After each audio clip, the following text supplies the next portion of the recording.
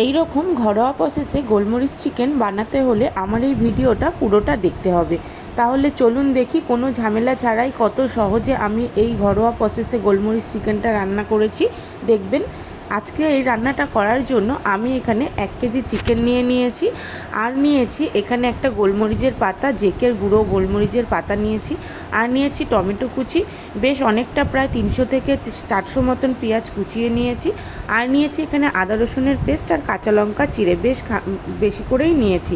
আদা রসুনটা কিন্তু আমি বেটে নিইনি, এটা যে ক্যাজুয়াল কিনতে পাওয়া যায় আদা রসুনের পেস্ট সেটাই। আর এখানে নিয়েছি বেশ খানিকটা আলু কেটে, আলু তো বাঙালির ইমোশন, সব কিছুতেই আলু ভালো লাগে, আর মাংসে তো আলু তো অবশ্যই দরকার। আমি চিকেনটা করব বলে এখানে একটা কড়াই বসিয়ে দিয়েছি। এবার কড়াইটাতে আমি আঁচটা জ্বালিয়ে দিচ্ছি। কড়াইটা বেশ গরম হয়ে এসেছে, এবার আমি এতে তেল দিয়ে দিচ্ছি। আমি এখানে সর্ষের তেল ব্যবহার করছি, আপনারা চাইলে সাদা তেলও ব্যবহার করতে পারেন, কিন্তু সর্ষের তেল দিলেই চিকেনটা বেশি টেস্টি হবে। তেলের পরিমাণটা আমি একটু বেশি করেই দিয়ে দিলাম, কারণ আলুটা ভেজে তুলে নেওয়ার পর আপনারা এই তেলের মধ্যেই চিকেনটা করে নিতে পারবেন।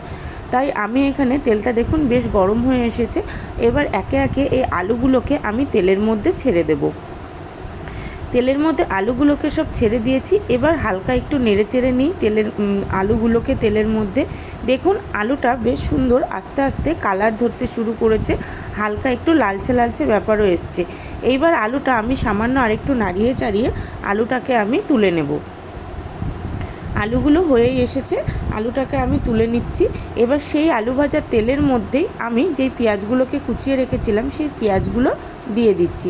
পেঁয়াজটাকে বেশ ভালোভাবে নাড়িয়ে চাড়িয়ে গোল্ডেন করে ভেজে নিতে হবে। বেশ কিছুক্ষণ ধরে আমি পেঁয়াজটাকে নাড়িয়ে চাড়িয়ে নিলাম, আর একটু লালচে লালচে ব্যাপার হচ্ছে তখন দেখব। এখন আমি একই সাথে যে কাঁচা লঙ্কাগুলোকে চিড়ে রেখেছিলাম সেই কাঁচা লঙ্কাগুলোও এই পেঁয়াজের মধ্যে দিয়ে দিচ্ছি।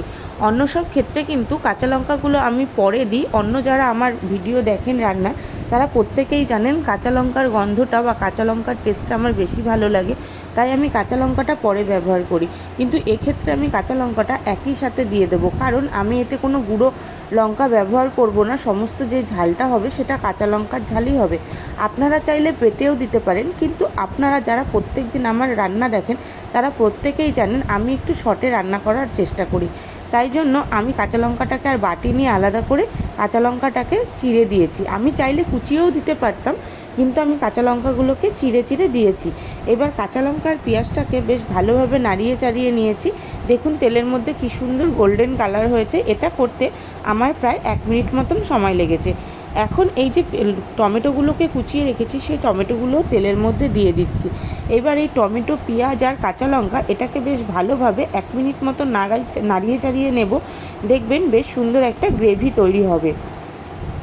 তাই টমেটোটাকে আর ভালো করেই নেড়ে চেড়ে নিচ্ছি, কারণ টমেটো দিয়ে যাতে কাঁচা গন্ধটা না থাকে, সেই কাঁচা গন্ধটা যাতে চলে যায়। দেখুন কাঁচা গন্ধটাও চলে গেছে, টমেটোটা বেশ ভালোভাবে মজে একটা গ্রেভি সৃষ্টি হয়েছে। এইবার যে আদা রসুনের পেস্টটা আমি নিয়েছিলাম সেইটা এর মধ্যে দিয়ে দিচ্ছি। আমি আগেই বলেছি আমি কিন্তু এই আদা রসুনটা বেটে নিইনি, এটা বাজারে যে কিনতে পাওয়া যায় আদা রসুনের পেস্টের প্যাকেট সেটা দিয়েই রান্না করেছি। আপনারা চাইলে আদা রসুন আলাদা করে বেটেও নিতে পারেন। এখন আমি এই সমস্ত মশলাটাকে বেশ ভালোভাবে কষাবো যতক্ষণ এটা দিয়ে তেল না ছাড়ছে। আমি কিন্তু এই মশলাটার মধ্যে কোনো গুঁড়ো মশলা ব্যবহার করব না, জিরের গুঁড়োও না, ধনের গুঁড়োও না, লঙ্কার গুঁড়োও না, কিছু না। শুধু পরিমাণ মতন একটু হলুদ দেব, গুঁড়ো মশলার মধ্যে জাস্ট হলুদটাই শুধু ব্যবহার করব। এখন এই মশলাটাকে দেখুন নাড়িয়ে নিয়েছি, বেশ সুন্দর তেল বেরিয়ে গেছে। এখন পরিমাণ মতন আমি মশলাতে নুন দিয়ে দিচ্ছি। নুনটা দেওয়ার পরে আমি একই সাথে দিয়ে দেব হলুদ, সেটাও পরিমাণ মতন আমি হলুদটা দিয়ে দিচ্ছি। আপনারা আপনাদের পরিমাণ মতন হলুদ দিয়ে বেশ ভালোভাবে কষিয়ে নেবেন। এখন আমি এই সব কিছু একসাথে দিয়ে বেশ ভালোভাবে কষাবো যতক্ষণ এই মশলাটা দিয়ে তেল না ছাড়ছে। এটা একদম লো আঁচেও করবেন না, আবার একদম হাই আঁচেও করবেন না, একদম মিডিয়াম আঁচ করে গ্যাসের ততক্ষণ এটাকে নাড়াবেন যতক্ষণ এটা দিয়ে তেল না ছাড়ছে। বেশ কিছুক্ষণ হয়ে গেছে, দেখুন বেশ সুন্দরভাবে তেলও ছেড়ে দিয়েছে, মশলাটা আমার কষে গেছে।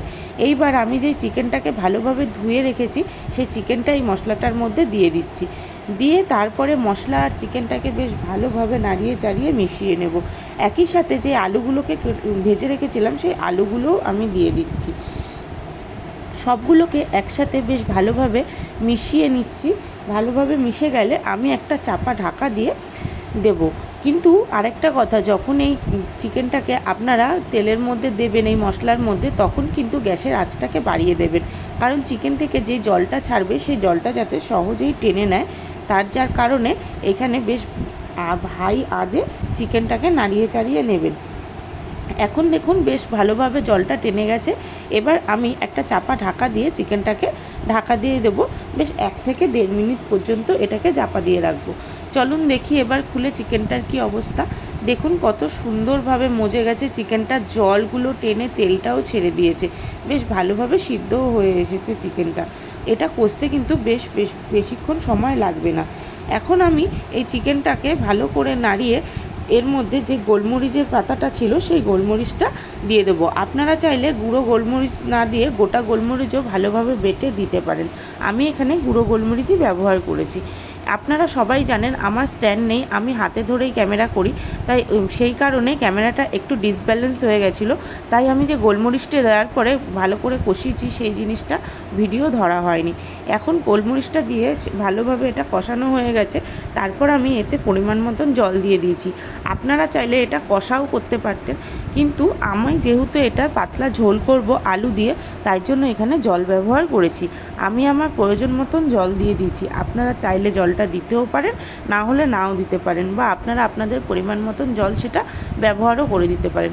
আলুটা খুব একটা গলেনি, তাই জন্য আমি এটাকে আবার একটু 2 থেকে 3 মিনিট পর্যন্ত চাপা ঢাকা দিয়ে রাখবো। আমার রান্নাটা প্রায় হয়েই এসেছে। প্রায় এখন এইটা ফুটে গেলেই, চিকেনটা ফুটে গেলেই হয়ে যাবে। আমার রান্নাটা ভালো লেগে থাকলে আপনারা একটা লাইক করে দেবেন। নমস্কার।